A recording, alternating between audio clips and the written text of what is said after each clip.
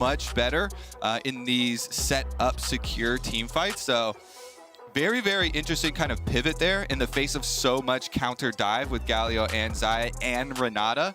Renata, the final piece of the massive amount of counter initiation here, is so much better when people are diving into you. So Anivia gives them a bit more range, a bit more security there from the mid lane from Caps. And of course, like you're saying, is quite good into the Galio itself. So both fits in answering the opponent's team, but also the lane here. So I do like that. Very interesting and important game here as well for G2, with the race for that third and fourth spot moving towards semifinals. And of course, the win here does secure G2 at least a tiebreaker game for knockout stage. Obviously, the specifics will discover more as the day continues and as more matches are played.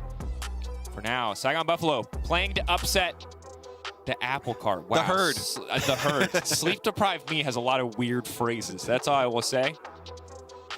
So we're going to see how it works out. The Anivia obviously did fantastically the first time in Stage 1 up against EG. We'll see how it fares against Saigon Buffalo. And a huge, huge game. And I feel like Saigon Buffalo yesterday playing... Oftentimes we see this when teams are knocked out or on the edge of knocked out. They play with, like, no fear. And it's a horrifying thing to deal with. We see it all the time. I don't know if you see this in LCS as well, but in LEC we see teams who are like... Once they're eliminated from playoffs, play like absolute mad lads, and they play the best league they've played all year. Yeah, when you have no pressure on you. We definitely did see that. We saw that from TSM starting to finally get some wins after they were fully eliminated. I was more curious about what was Yanko saying in that shot. Every member of G2 intently listening, and Yanko's kind of belting out some early game instructions, it looks like. Always love when we get to see those pictures of them just before we go into game, because that's where it really is important. Laying out your early game, laying out your level 1. How do we want to play this out as soon as we've seen the entire team comp match up? And obviously we had the swap there with BeanJ being able to take up the Gwen. And it is going to be the jungle Gwen. It's definitely a bit slower, a bit more farming oriented. But Wukong is also really focused on those team fights, so we'll see if there's any sort of extra early ward. He doesn't place the trinket down towards red or Raptors. And this is interesting. Jungle Gwen obviously picked that I only saw a few times domestically in the LEC, something that has been played a lot in solo queue, but I'm curious what your thoughts are on this pick generally, what it brings. Because obviously solo top lane one we're very used to seeing. Yeah, I do like it in solo queue because it does give you more autonomy. It's more possibilities of 1v9 and not having to trust your team later. But it does take longer to scale than most of the predominant junglers right now. A big part of junglers right now is getting very powerful early so that you can have an impact on the Rift Herald. Wukong, right at 6, does have a big spike. And while Gwen 6 is important, Gwen scales really well with items, much more so than most of the other junglers right now. So it's definitely much more of a scaling jungle pick. Isn't going to have as much of an effect towards the early stages there, especially worried about possible Rift Herald plays. But they've got the Aatrox on top side, so that plus a Galio ultimate can definitely do wonders when you're working towards some of these skirmishes. If you've got a Gwen with the Mist and a Galio ultimate to come down after the Mist, it kind of buys you more time there, so definitely gives it a lot of threat.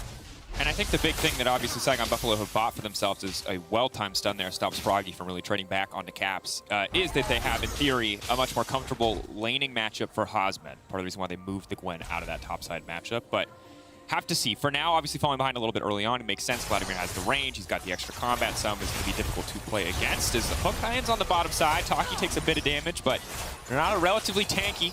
Courtesy of the Guardian there, able to shrug that damage off, and Hosmed might be in trouble. Really easy for Broken Blade to drop tower aggro. Expects to see him take it first.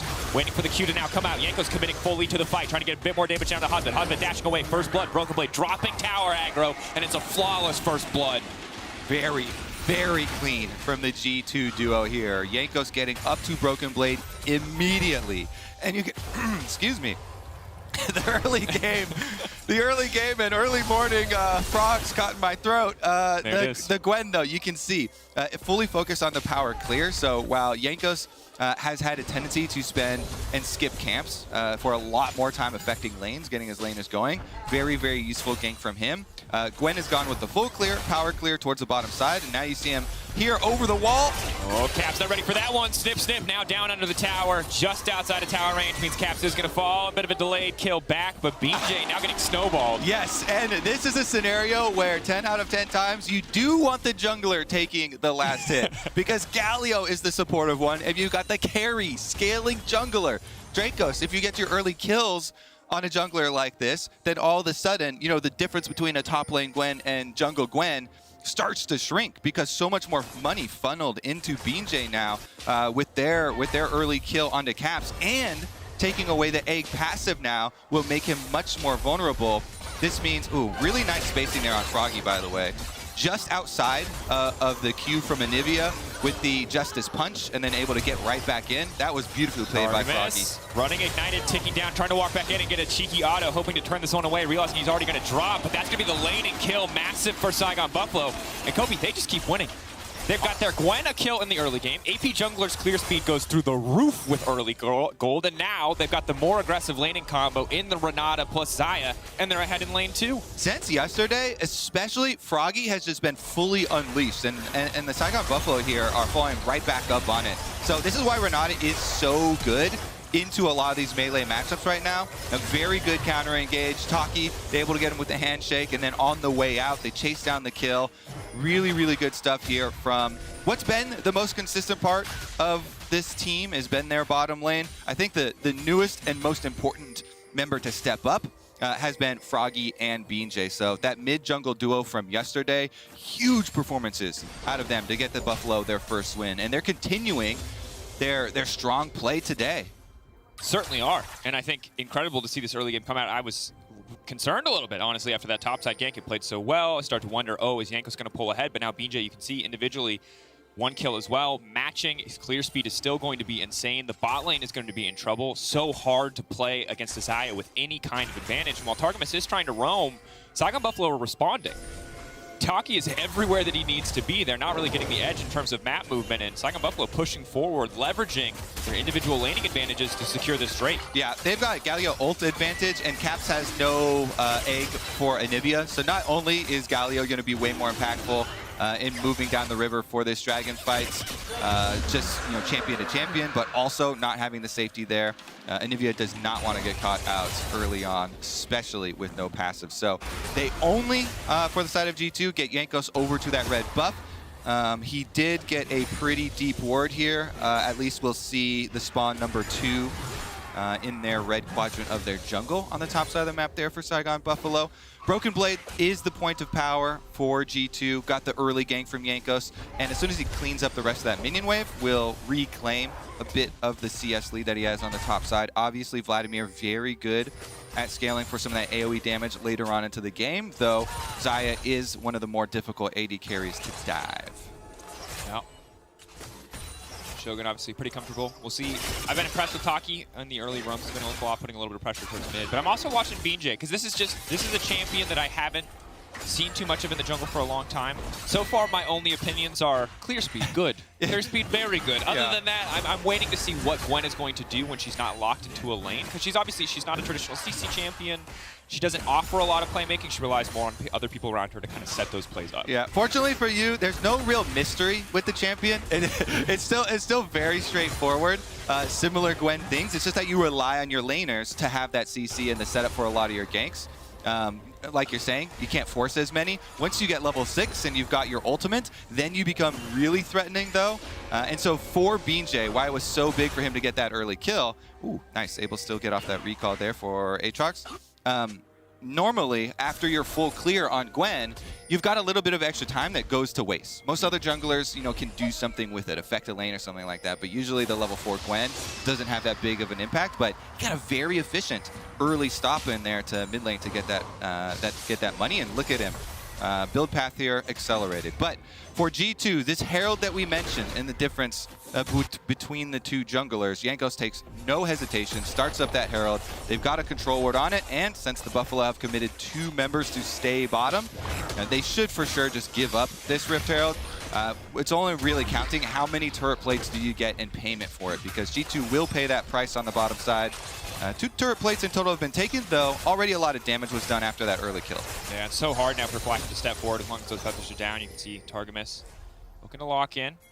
Hey, we were talking about TSM earlier. Completely zoned off the tower as well, though. I want to point out. So, Shogun and Taki absolutely, monstering on the bottom side of this map. The Saigon Buffalo bottom lane has been such a point of power for them, and now BJ's coming to join, and they've got a Galio ult. Gonna be big. That's the ulti now going down. Targamas just means that he's walking away a little bit. Flack has the ultimate to reposition if he needs to. He's trying to get away from BJ. Yanko's now on the way in. Saigon Buffalo, they overstayed. Shogun so incredibly low. Taki incredibly low, but Targamas already down. Yanko's looking to finish 1 kill, trying to stop the feathers from coming back. Clean flash from Shogun to finish the job, and BJ now hungry for a little bit more blood. One more Ana's gonna proc him, and it's not enough. Snip, snip, baby! It was getting dirty there for a second, Daniel. I thought G2 were going to clean up more kills, but in the end, the Buffalo with the extra person, Galio ult, means the difference. Caps on Anivia can't really get down there. Could teleport to the tower, but decides to push the wave instead. Gets 1 wave into mid-turret, and the Buffalo will get not only the extra kills on the bottom side of the map, but the entire turret in the aftermath. Look at the start of this dive. So they were not an ultimate to keep Targamas decently close, but then just outside of that Galio range, and they take a lot of tower shots. BJ is trying to do a lot of work on this top side versus Jankos and Flacket, keeping them out of the actual tower dive itself. But once Yanko gets back in there for the double kill, starts to look like G2 are going to get a decent amount of money back until BJ on this Gwen jungle. Riftmaker already done. Got Guess the what? Riftmaker. Got the free boots. This man is zooming. This is your solo queue jungle Gwen. This is the dream. When you get 3 early kills on this champion, Riftmaker 10 minutes into the game, yep. This is huge jungle game for him. Yeah, I'd say for EU fans, that definitely qualifies as a scare prize. Don't forget to grab your exclusive Scare Prize Prime Gaming emote so you can strut when you flash in and turn a fight, or when you lose slowly to a 3-0 Gwen. All things are available here in this context. Jankos, of course, did get 2 kills, but Flackid. Hold that thought. Flackid has cleansed, but I don't think he wants to use any summoner spells here. He knows he's down, and BJ now on a rampage. They are feeding Gwen every kill across the map. Yeah, you have to respect that there's no tower left for you for G2. They've lost so much defense so early on into this game, and the Buffalo punish again. Roam down to the bottom side. Now they're roaming up towards mid. Can Taki get him? Taki locks him down. That's going to be the handshake. Now here come the scissors.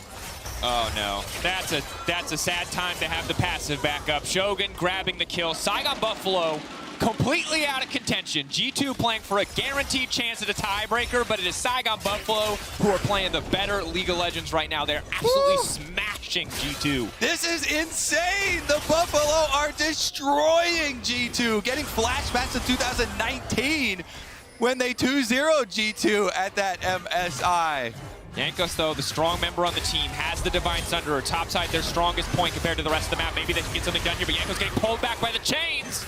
Tower shot will not finish it. The bastion of hope for G2 has been their successful plays on the top side of the map. Jankos plus Broken Blade combining yet again for another successful gank, but it does come at the cost of second Dragon, only 12 minutes into the game. Very quick pace here for the Saigon Buffalo, and with the amount of gold lead that they have accrued for themselves, they should be able to continue stacking and push this ahead. Jankos, though, pop this Rift Herald, get as much money into Broken Blade as you possibly can.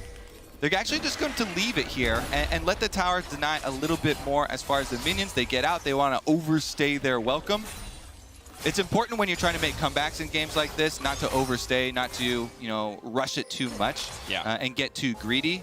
A lot of comebacks really come in multi-step process.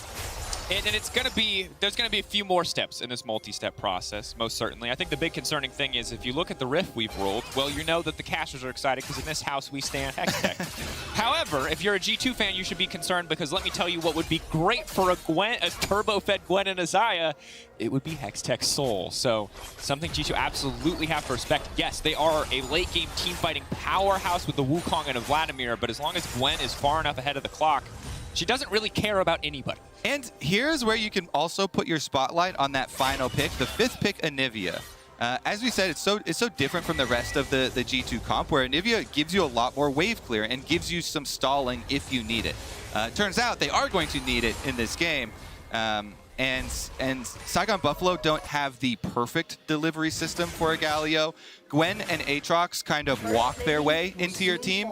They can walk a little bit faster sometimes, you know, get Ghost or Flash in there, but it's not as direct a delivery system as sometimes you see with the super heavy dive. So G2 do have options for stalling and trying to get to those breakpoints that you're looking for with the rest of their carries. Yep. Time is the name of the game, as the gold lead is pretty sizable at this stage, 3K. And again, depending on the context, Broken Blade pretty strong individually, has the Cosmic Drive, will be a big threat on the side lane.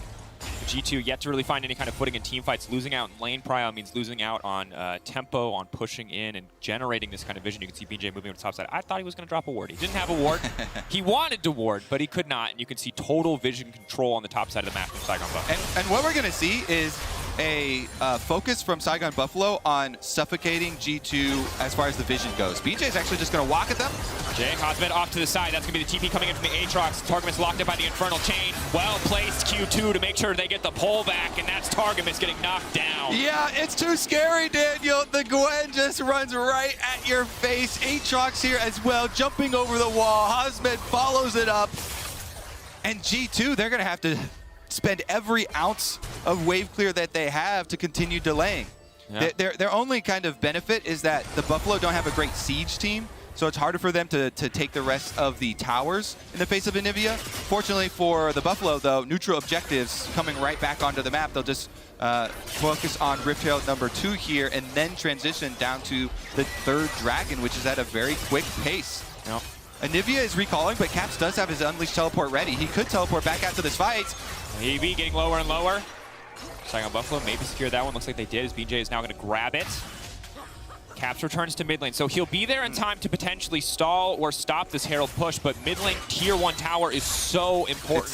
It's basically gone, because you can try and wave clear, but the Herald is going to destroy that tower no matter what.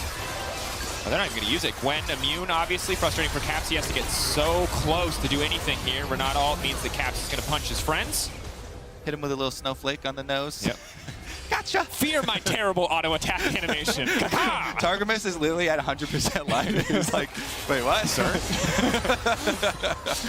The tower is dead, though, and they didn't have to invest the Rift Herald. So Buffalo actually have a pretty quick way to accelerate this game. They've got Rift Herald in hand and 50 seconds left on Dragon number 3. So just go to those neutral objectives.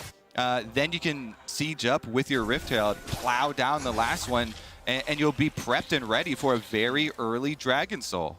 And Gwen Xayah, both ahead of the clock in terms of itemization, means that Wind Baron is an option. Saigon Buffalo are going to have no problem taking that one down pretty quickly. G2 really have to play carefully here. 4K gold lead. Saigon Buffalo slowly but surely extending this lead as G2 trying to group, trying to force, trying to stall what feels like an inevitable Dragon Soul. A little bit of damage coming out, forcing an early flash from Taki. Good heads-up play. Gwen now immune in the engage coming out. Jankos might just have to use the ult to make sure the rest of his team can escape. Infernal Chains coming in. Flash is going out. G2 have burned all their resources just to walk away from the fight. Flack is moving into the backside, but doesn't have enough damage to get anything done. Saigon Buffalo having a hell of a time in a fight, but now Hosmed is isolated. The Aatrox healing is big. Oh god, it's flashback to the Shy. And G2 are running for the hills. One more chain gonna lay. Caps taken down. Hosmed still standing. BJ up as well. So far, G2 only losing Targamas, but now the rest will fall. 3 members down in an instant, traded for the life of Hosmed. Saigon Buffalo are rolling G2. Vietnam is here to stay, Daniel. The Saigon Buffalo crush G2. They'll pick up the Dragon Soul point, and they're going to take more than that. Rift Herald is also popped. It's so terrifying for G2. We'll get a replay, I'm sure, but the start of that fight is just them running and burning all of their cooldowns just to get away. But Saigon Buffalo don't let them get away, Kobe. They just keep going for more. They certainly do not. I think we undersold the Gwen and Aatrox running at you strategy because it is terrifying. BJ and Hosmed right over the top of that wall. Huge, huge chase down, and G2 scrambling to get out of their own jungle here, unable to do so. BJ just nice hook, immunes it, and then charges forward right on Jankos. As you said, the defensive ultimate from Jankos to try and buy space, but then they just flash in Froggy following with the Galio, creating so much space behind these two divers. And then while Broken Blade is left alone, trying to take down the backline over there, they still have the Galio ultimate to protect Shogun. And so he's not able to get the assassination off. Hosman lives so long with the Aatrox Sling and able to egg Caps really early into this fight. So BJ, even though he gets low there on the Gwen, snip, snip, heals right back up, chops them all right back down to size. And this game is out of control so quickly. Hosman with the massive Aatrox damage. And if you also value damage taken, damage soaked as a frontline, which I do, he's also right up there on the very top of that chart with all of the healing he was able to output. Huge stuff there from Hosman. Gore Drinker, Hex Drinker Shield as well coming in for him. And I think at this point, you look at the itemization, and it's just so hard for G2 to do anything. They even had 3 members of Saigon Buffalo fighting into a funnel, fighting into a fully charged Anivia ult, and they could not get a winning fight. They could not get an advantageous situation. So things are only going to get more difficult. Sole point on the board for Saigon Buffalo. Jankos can look to get something done. He is still strong individually, a bit behind in terms of XP, but in terms of itemization, he is very much ahead. Froggy now running as Jankos wants to finish this kill in isolation. Shogun coming down. Galio going to try to use him to escape, and Jankos is on a CC, so Froggy's tick, tick, tick. He's still standing. Froggy leaps to safety. The Saigon Buffalo team, I want to take a moment too as well, because so much emphasis has been put on learning at this international event, for the super young members of Evil Geniuses. But as well, this Saigon Buffalo team, overall, they are the youngest average age of any team here at MSI. And the point earlier about being able to play better when the pressure is off, yes, they have technically been eliminated where they cannot advance to the next stage of the game. So much of what you learn at these international events is that your opponents, even these Pool 1 seeds, are just other humans, and you can take them down. If you play with confidence like this, you can definitely succeed, and they're doing just that. After yesterday, it really feels like this Buffalo team is on a much, much steeper power curve. And just a reminder about how quickly perceptions of teams and your impressions of teams can change in the context. G2 were the best team in the world for the first 2 days of this tournament. And now people are like, oh, wait, how good are they? How good are they really? They're falling down. Saigon Buffalo, maybe we thought they could be upset. We thought they might be better than the PCS. Then we didn't think they're that good. And now they're going to look for 2 upsets in the context of the last few days. Things change so quickly. G2 were the drafting team. This Anivia was part of the reason why we're like, G2 are the drafting team. But now it is the Gwen flex pick in the draft from Saigon Buffalo that is doing work. Best of ones can be very fickle. And so much of international events is also adjusting to metas and changing to what you're seeing from these different international pockets, basically in the adaptations of their champions pool. So really, really great stuff there from the Buffalo. And G2, yeah, as you mentioned, the bigger they are, the harder they fall, I guess, as far as the win streak turning into a loss streak now. Yeah. EU fans brought up just to be brought right back down. We'll see how G2 fare in the rest of the day and how they fare in the rest of this game, as for now, Saigon Buffalo appear to be winning team. That said, Broken Blade good in these extended fights, has the Cosmic Drive, moving away from the Q3, well-timed pool. Hosman still has a bit of healing coming in. He's got the Moss, so that's extra spellband, but Jankos on the way means, it might not mean anything. That is one beefy Aatrox. He's going to try to heal up. That's the Q3. No, he doesn't have enough time. He doesn't have enough cooldowns. But in the meantime, Saigon Buffalo pulling the trigger on this Baron. Shogun trying to generate a little bit more space. Walking away. Wall goes down, but he manages to get past it somehow. There's the ulti. They're flashing away. The taunt coming out from Galio as well. But all the major CC is gone. Maybe, just maybe, G2 can get something done. It is not a jinx. This is huge. It is not a miracle steal, but they've managed to stall the Baron while getting a pick on the bottom side. Broken Blade still taking a tower. That's huge for G2 to be able to get the kill off, sending Jankos bottom and delay the Baron. They don't have to give up anything on the other side of the map, and these are objective bounties. Because the Buffalo are so far ahead, being at Soul Point, plus all of the gold lead, objective bounty and the kill for the pickoff here for G2, and 0 response from the Buffalo because a very nice stall on that Baron. Caps with this Anivia did have to flash, but with the wall, with the range and the AoE here, again, what they drafted with their final pick was so much stalling. That's step 1. Again, see if they can pull it off here, though. 7 seconds left on the Dragon Soul. This is going to be huge. Better practice your smites. Eyes on Jankos, 4-2-2. He and Broken Blade, the sole strong points on the team at this moment. Hosman waiting off to the side, not sure what the blast cone respawn timer looks like, but he may just be able to dash over the wall here in a moment. Poking, just harassing, ready to leap in, and that's going to be the World Ender. Flacken now caught in the Infernal Change. He will get pulled back, and BJ, he just sees Emil, he just sees him waiting for him. Snip, snip, Broken Blade now healing up. Does he have the pool? No, he does not. He just gets cut down. That's going to be the soul. Flagging got squished like a bug, Daniel. It's still going to be down to a smite, though. Jankos is alive. He's got flash. He's got W. He's over the wall. Praying on a miracle. Praying. Can he take it? He got it. He buys time. A brief glimmer of hope. Yes, Saigon Buffalo may take the Baron, but G2, they've held on to hope for now. Oh, my goodness. That is still going to be Baron for Saigon Buffalo, but Jankos at least saves the soul going over. G2, they're going full defensive now. They've got to stall for a long time because the Buffalo are going to come knocking at your door. They will be wearing purple. They will be buffing up their minions, and they will be looking to get a second win at MSI. G2 need to hold. G2 need to stall. G2 need to buy as much time as humanly possible because the Saigon Buffalo are coming, and they have not stopped once in this game. 6-0-6 for BJ, 4-0-6 for Shogun. This team is unstoppable. Flacket too close to that wall, I have to say. They saw the first Aatrox Q come through on Broken Blade. He gets hit, and Flacket is still here. He goes over to Q the Aatrox. Hosmet just jumps over, lands the chain. Beautiful Infernal Chain, and Flacket tried to flash into the corner. He does not flash to the side of the Infernal Chain area. He gets pulled back. He flashes still inside the Infernal Chain area, gets pulled back and annihilated as the Gallia ult comes down. But as low as G2 got there, Jankos saves the day. That was a long time with a low health dragon, and he ended up getting it. Makes it work. Targamas getting pulled back, half his own wall, potentially turning him against him. That's going to be the ulti now coming out. Jankos on the retreat. The entire team now pulling back as Saigon Buffalo relentlessly pushing in this mid lane. Good news is they have the Anivia. If any champion can stop a Baron Siege, it is certainly this one. But Jankos waiting off to the side, looking for any kind of window of opportunity. BJ now immune, potentially overstaying. Galio coming in, G2. I don't think you can take this fight. You can't afford to leave your base. Caps and Egg on the other side of the wall is just going to get cut down. G2, all you needed to do was buy time, but you picked a fight anyway, and now everything has fallen apart. G2, the last glimmer of hope, the steal from Jankos amounts to nothing because Saigon Buffalo will not stop. Yes, they are 1-7, but you cannot afford to underestimate the VCS. This is Vietnam Unleashed! Another win at MSI! The Saigon Buffalo are coming for those Nexus turrets. Broken Blade and Targamas will be the only G2 members left alive to try and defend. Oh no, for G2.